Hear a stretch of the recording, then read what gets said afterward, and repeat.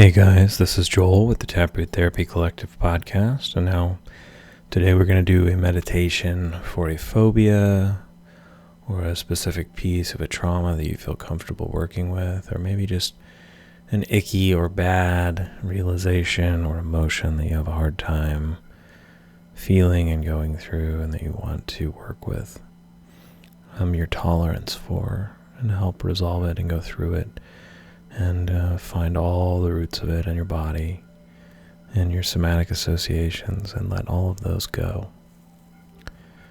So, before we start, I want you to find a position that lets your body feel fully supported, seated or lying down. Make sure you're in a safe space to meditate, not driving, not somewhere where you may be interrupted. And let your eyes gently close and take a few slow, deep breaths. And fully expand your belly on each inhale, completely releasing on each exhale. And with every breath, I want you to feel your body settling more deeply into a state of relaxed awareness. And now bring to mind a specific phobia or fear or traumatic memory, or just an energy that is hard to feel, has an icky, bad quality to it. And I want you to let it surface in your consciousness without any need to analyze or judge. And if a need to analyze or judge pops up, just notice that. And also notice an opposite part that is more open. And notice both parts come and go, and then notice how your body responds to this when you bring it into your mind. If you smell it, if you feel it in your skin or in the way that your body wants to react, if you hear something, or if you just kind of remember it as a visual. Go to the parts that are the harder parts to think about. If it's something you're afraid of doing in the future, make that real. If it's something that is from the past, revisit that. And notice how your body responds to this fear or aversion. And maybe you weren't able to find any of those pieces of sensation, and just treat it like an energy that you don't understand yet. If that's the case, just feel it as an energy that is somewhere living in your body, and I want you to find where that is and notice how it wants you to move, and the sensations and memories it brings up. And then I want you to begin to trace that fear through your body and notice where you feel it the most intensely, and map out every spot like you're charting a course for a trip to go from the beginning to the end and go ahead and finish this thing so it can be resolved. You may notice a knot in your stomach, a constriction in your throat, a pressure in your chest, or more subtle sensations. Notice if your shoulders are pulling forward, your knees and thighs are pulling together. Maybe your hands are kind of rising up or clenching like they want to protect your heart. Maybe you feel like you want to disappear or run away, but I just want you to stay with those sensations and notice them. And notice which one is strongest, which urge to move or part of somatic reaction or pain, and imagine you can direct your breath into that area as if the breath is a soothing, healing, minty balm. And picture the breath gently surrounding and permeating the sensation. On each breath in and each breath out, let it form a cloud to protect you and create a little cushion of space and ease between you and the places that you're afraid to go and the things you're afraid to feel. And now I want you to let your imagination start to give you an image that captures or represents this fear or aversion. And it may be a vivid literal scene related to something you've witnessed, or a more abstract symbolic representation. And if it is a literal memory, try and turn that into a mythic or metaphorical image, like a painting or a little sketch in your notebook. Maybe you're a mouse in a field hiding under grass that is too thin and there's a hawk above you. Or maybe you're in a closet and it's dark and you don't know if you can come out and you hear voices. But go to a place that will arise and trust that metaphor that you're making to be something that represents where you need to start in this moment on this journey. And take some time to really explore that inner landscape or memory and notice the sensations that you get. Carpet, smell, colors, textures, shapes, sounds, big sounds, little sounds, wind, temperature, humidity in the air. And if there are other figures in the scene beside yourself, observe their faces and their postures and their movements. If it's not a literal memory, explore this energy and feel all the parts of it and what it feels like it wants and where it feels like it wants to go. And the more you can immerse yourself in this symbolic world, the more insight and transformation that it's going to bring. And as you inhabit this inner environment, this space that you've created, this container, I want you to notice how it makes you feel in your whole body. Which sensations are stronger now than when we started? Which ones are softer? And where do you feel open and expansive, and where do you feel tight and constrained? And let your somatic experience be your guide to the emotional heart of the image. And now begin to experiment with making small modifications to the scene. I want you to realize that you now have power over it, that it is inside of you, and you are holding it in the hands of your mind. And start to change it. Start with something that is small and concrete.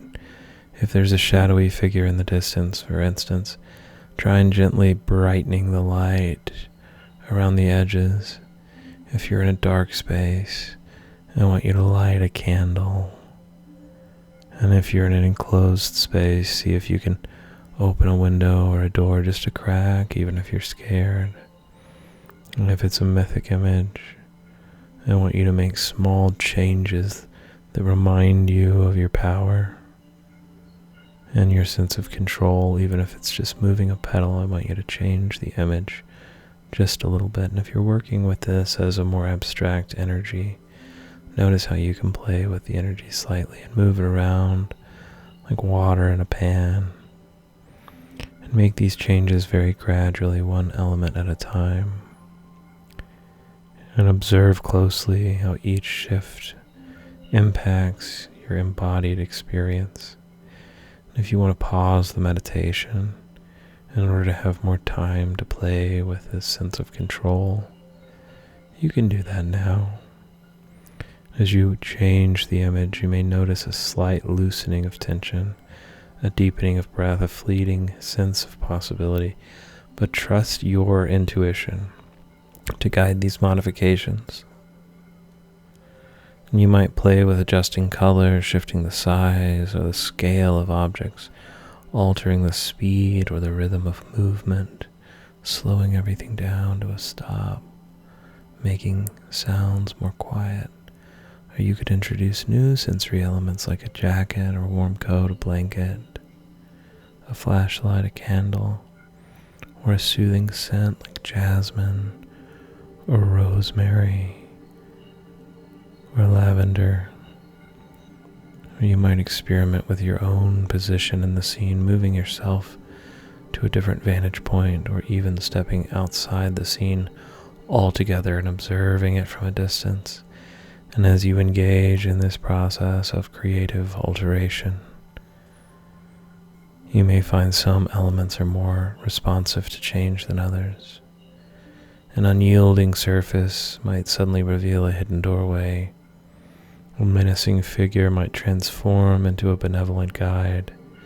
A discordant sound might start to harmonize into a soothing melody, and at the same time, you may encounter resistance from certain parts of the image or from certain protective parts within yourself. If this happens, don't try and force the change. Simply acknowledge the resistance with respect and redirect your attention to an aspect of the scene that feels more malleable. Sometimes it helps to have a tool. Like you can imagine that there is a paintbrush that you are swiping in front of your face, and movement like moving your hand may help. That you can smooth something away and cover it up and paint over it, or lighting a scented candle or some burning sage as a tool may help change the scene. Or if you're having a hard time changing a physical sensation, open a drawer in front of you and take out what you need. And remember that this process is not about achieving a specific end, but about reconnecting to your innate capacity for flexible perception and creativity to solve your problem, and the ability to have power over your past. And with each small modification, you're reminding your mind and body that you have the power to shape your experience in any given moment, not by denying your fear, but engaging with them in a spirit of curiosity and play, even when they confront you, even when they scare you. And if you want to pause the meditation to play with several elements of your image, you can do that now. And now continue exploring your inner landscape in a way for as long as it feels fruitful, making measured modifications, observing their impacts, and honoring any resistance that arises with patience and with compassion. And as you do so, you may find that your original phobia begins to feel more workable, more fluid, less like an immutable truth, and more like an imaginative story that can be revised and retold. And as you feel your fears beginning to yield to this process of artful reshaping, take a moment to reconnect with your breath and with your body, and feel the ground beneath you steady and supportive, and sense the expansiveness in your lungs, in your belly, the freedom in your limbs and in your digits. And notice how much more space there is in you than there is fear, because you are vast and infinite, and you have started to play with some of the multiplicity of the self. And when you feel ready to conclude this practice, I want you to take a deep and cleansing breath and slowly open your eyes and take a moment to reorient to your surroundings, knowing that you can return to this inner world of creativity and imagination anytime you wish, that it's always inside of you. And then the days and the weeks to come, let your daily life become an ongoing extension of this practice. Whenever you feel the old fear arising, see if you can meet it with the same spirit of curiosity and play that you brought to your visualization, and what might want to shift or reconfigure in your inner world. In the same way the elements of your inner scene want to evolve, how might you experiment with small tweaks in your automatic or habitual response, pausing where you'd normally react, or choosing a new action where you would normally feel paralyzed. And as you start to live the insight that your reality is an endlessly creative construction, constantly available for artful modification, notice how the grip of your phobias begins to loosen little by little, and let this growing sense of freedom fuel your commitment to the lifelong adventure of growth and of change.